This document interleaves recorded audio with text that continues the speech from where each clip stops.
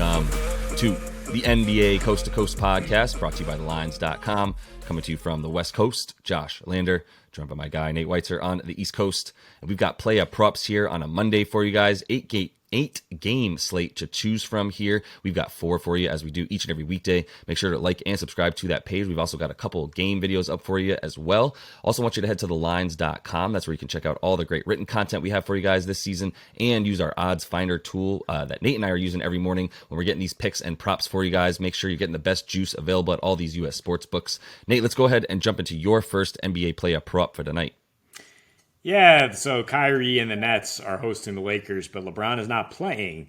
And this is kind of a good situation for Kyrie to finally ball out against LeBron, who's, sunned him out of Cleveland, if you will, kind of pushed him out with that attitude and then pretty much guarded and handled him and with help from his teammates since they've played.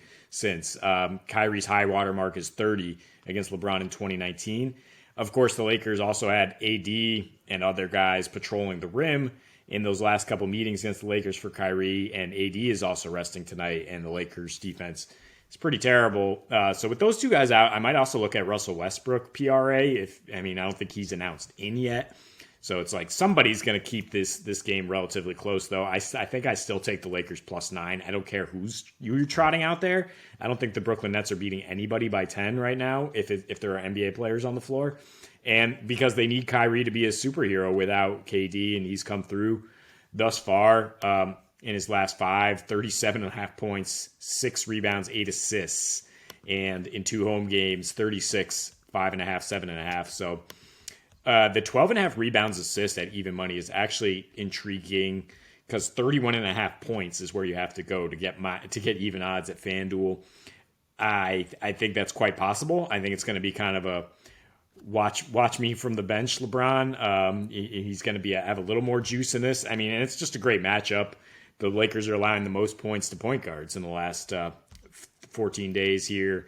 Kyrie's got an absurd usage rate and great efficiency, and he's playing about 40 minutes per game since KD went down. Ben Simmons might also be out tonight.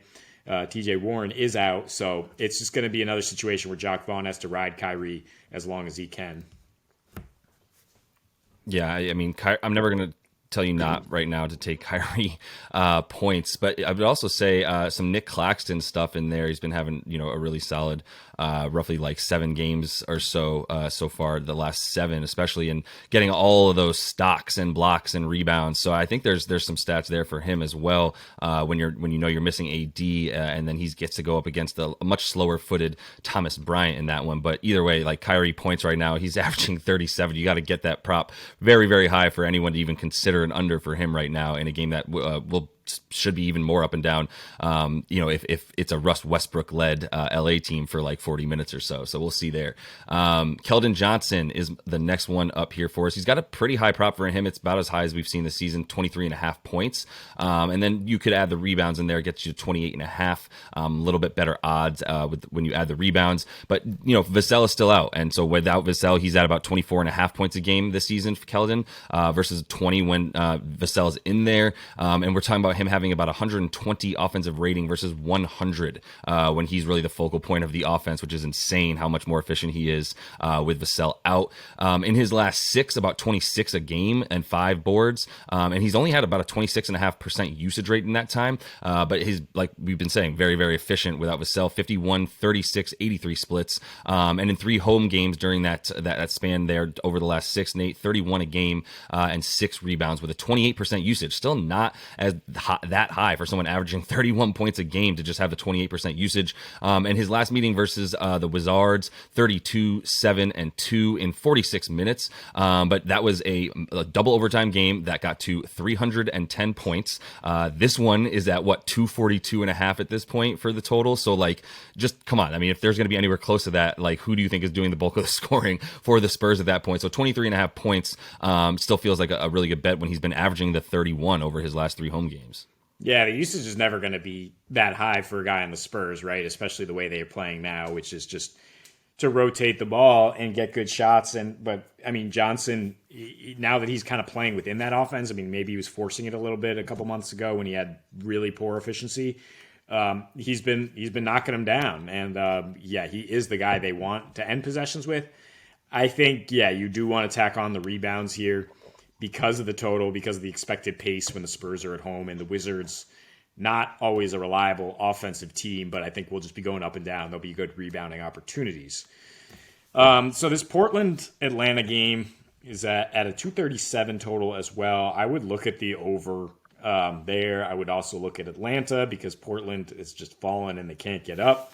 And Trae Young is a guy who knows how to exploit what Portland does poorly on defense. I mean, 8 career games against Portland, 33 points per game on 37% usage. Also 11 assists. His last 2 have just been insane. 56 and 46, 14 dimes, 12 dimes. Shot 12 for 26 from 3 and a perfect 26-26 at the line. So whatever juice he feels in this matchup definitely hones him in, and he likes playing at Portland. So I think 36.5 points assists. We go with this a lot with Trae, and he's usually right around there. And the odds aren't great, minus 120.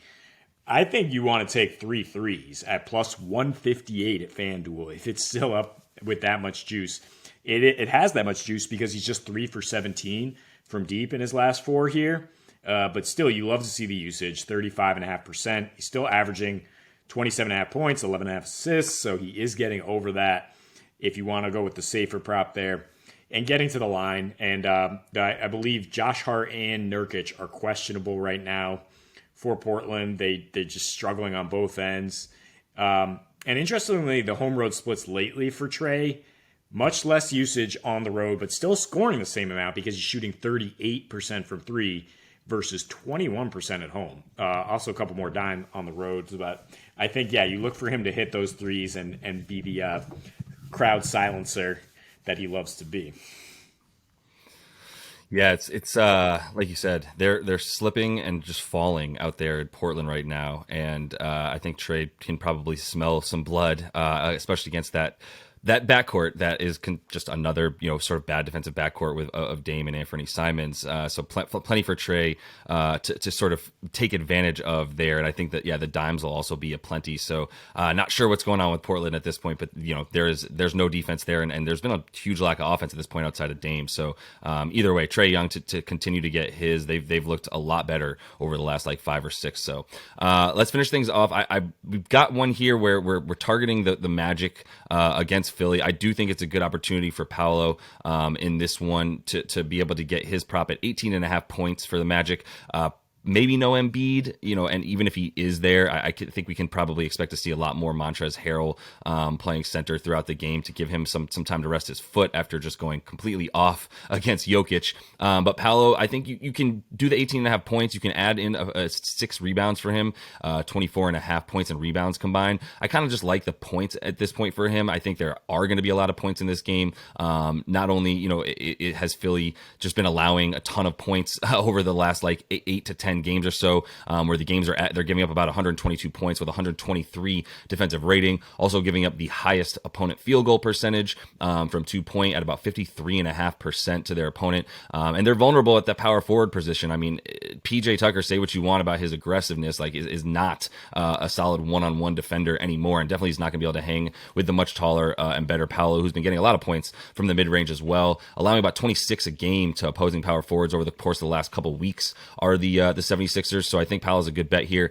I will just throw out one other one, which is Klay Thompson's prop does not rise. It continues to stay at 21.5 points for Klay, who's averaging 27 over his last 10. He's a lot better at home, but in his last 2 on the road, he's averaging 25 after scoring 24 and 26 points there. After having a few bad games on the road in a row, he's still at the 25 to 27 points a game. If you're going to say he needs 21 or 22 to get his prop, I'm going to go ahead and take it in a game that'll probably have points as well in OKC.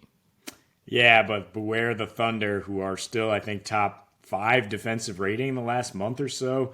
I think they'll have something in store for Steph and Klay, and that game will go under 242. We'll see. I mean, this game should go over. I don't think, you talk about PJ Tucker and defensive intensity. I don't think the Sixers are going to bring any intensity against Orlando. They're just going to continue to do just say like, all right, we'll just outscore you. And they've gone over in 16 of their last 19.